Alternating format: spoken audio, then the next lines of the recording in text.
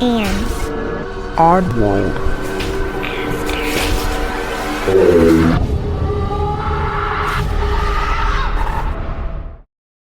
Hey oddballs, I'm your host Jensen, and welcome to episode 90.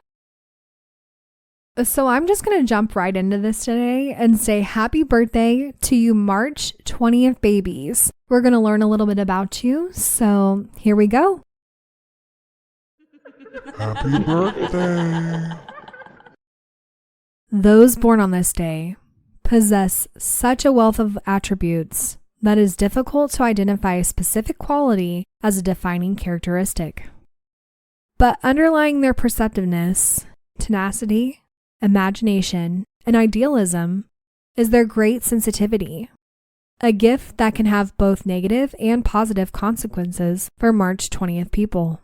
Although their inherent ability to relate to others with kindness and empathy makes them valued colleagues and friends, these people may sometimes feel overwhelmed by the intensity of their feelings of compassion, and therefore have a propensity to become depressed in the face of human suffering, particularly if they are women. Yet March 20 individuals are natural optimistic and, when buoyed up by their enthusiastic determination to make the world a better place, and in the absence of the excessive criticism, they will intuitively follow a clear-sighted and logical considered plan of action. A further characteristic that results from March 20th people's humanitarianism is their endearing propensity to think the best of others. Sadly, this may make them vulnerable to being taken advantage of by less scrupulous types, and such abuses of trust will wound them deeply. A stable and supportive domestic background is vital in maintaining these people's emotional equilibrium, since they need to be assured of the love of those closest to them and will reciprocate it unflaggingly. Professionally, the best and potentially least damaging outlet for the sensitivity of those born on this day lies in the realm of the arts, especially if they were also born in the Chinese Year of the Rat or in the service industries.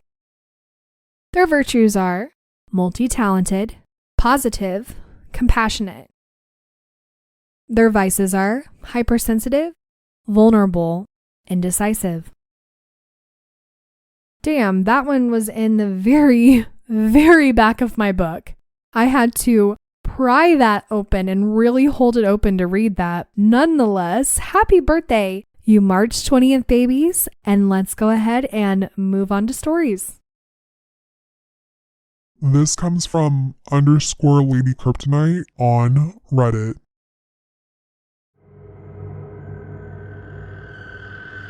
It was 1998. I was 8 years old and visiting my dad's childhood home.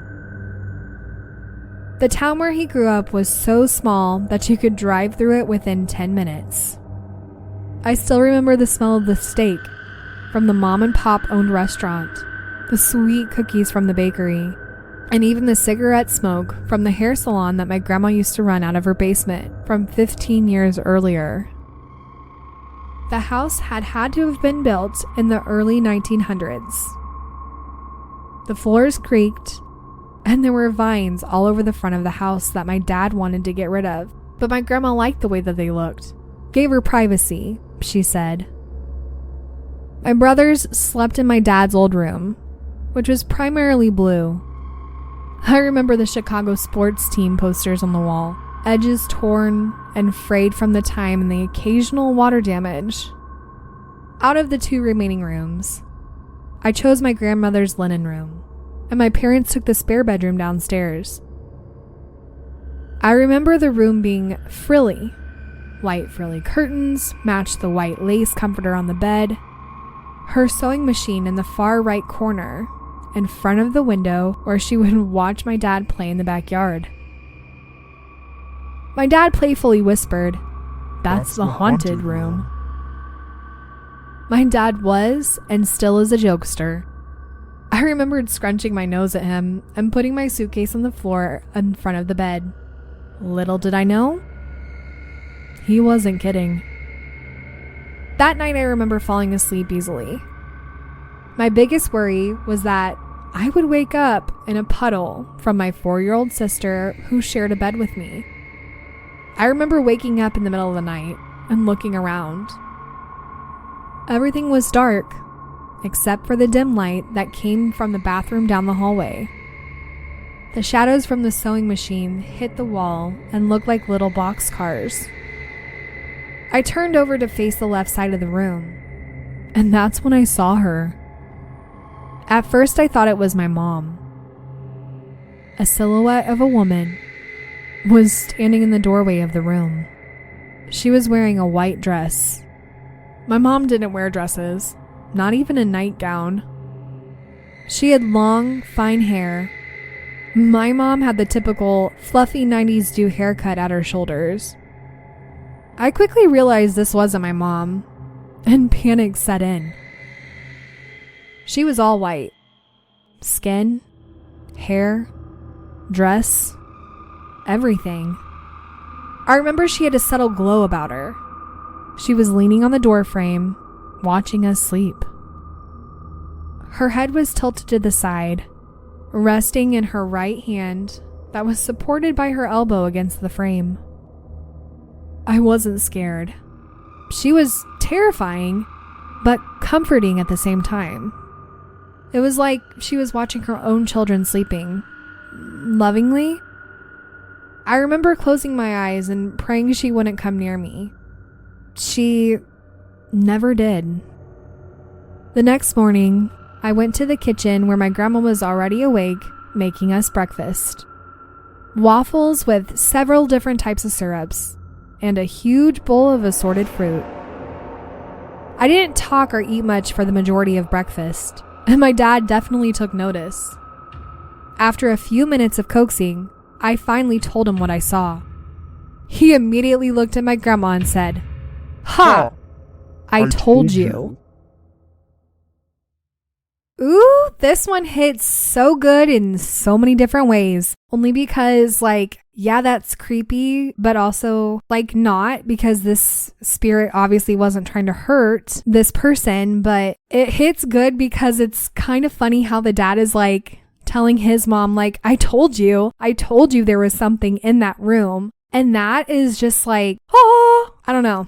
It's kind of like the time my sister told us that there was something in her bedroom and a toy guitar strummed on its own. And I mean, other things happen too, but it's kind of like that, ha, I told you moment type of thing. So anyhow, this one is surprisingly, this one is not terrifying by any means, but it is at the same time because you still have a spirit standing in the door that you can see that is clearly not your family member. But the fact that she's also kind of I don't know, just hanging out, watching you sleep, very, very chill with the hand and resting it, just kind of literally just chilling there watching you. It's weird and sweet and creepy all at the same time. I don't know. Has anybody else had an experience like this? Let me know. And we're going to go ahead and move on to the next story. This comes from an anonymous writer. I have been thinking about this encounter for over 20 years now, and I still can't make sense of it, so I figured I'd share. Approximate date and location: 1997 and 1998 in the Appalachian region of the Carolinas in the southeast United States. I was a kid, probably first grade, maybe second.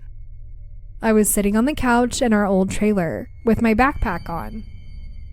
It was a double wide, so I could look across through the wall opening to the dining room from the couch in the living room very easily.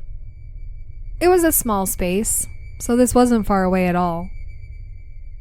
As I'm sitting there, waiting for my mom to finish drying her hair, she had huge fluffy hair because it was the 90s. I looked up, and directly in front of me, standing, floating, behind the dining room table, is a solid black man. I looked at him, and he turns to look at me. We make eye contact, if you can call it that, because His eyes are like two burning red holes when he makes eye contact with me. It feels like time stops, and I feel the most complete terror I have ever felt, even to this day. And frankly, I've been through a statistically improbable number of really terrifying things. Nothing compares to that feeling at all. I was completely frozen, absolutely terrified. And after what feels like an eternity within a moment, he just turns and kind of floats out the end of the trailer.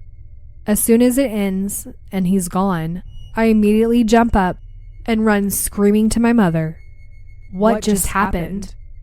And she tells me it's okay. That was just my grandpa. And I insist to her that he absolutely was not my grandpa. We're from Appalachia, so ghosts and things like that are well accepted as real. Although it is definitely also understood that sometimes people make shit up for the sake of a tale. So yes, ghosts are real, but you have to look at them with an attitude of discernment. Yeah, honey, that ain't your grandpa. That is not your grandpa. I don't know what that is, who that is, but that is not your grandpa. And I mean, obviously your mom was just saying that probably just to like comfort you because she didn't want to freak out, because as a mom, that's just kind of what you do, I feel like. I don't know. But nonetheless, that is not your grandpa. I have no idea what that would be. Is that like a demon? I mean, what has red eyes? What has red eyes other than like, I guess, a demon? And I don't like to call things demon. I really don't like to call things demons, because I just don't think that is the case every time. I mean, I just think there are angry spirits out there who can be really aggressive, but I'm not going to go and label everything as a demon. However, what the hell else has glowing eyes and is black? Like glowing red eyes and is black. If any of you guys have any suggestions or ideas of what this could be, let me know. If you have a story like either one today, let me know. Any paranormal story in general, I want to hear it. And I hope you enjoyed today's episode. And well, it's an odd world after all. Oddballs, go follow us on It's an Odd World After All podcast on Instagram and Facebook. Also, give us a 5-star review on Apple Podcasts. If you have a story you would like to share, email us at itsanOddWorldAfterAll@gmail.com or message us on one of our social platforms. Don't forget to share us with your family and friends. And check out our website, itsanOddWorldAfterAll.com.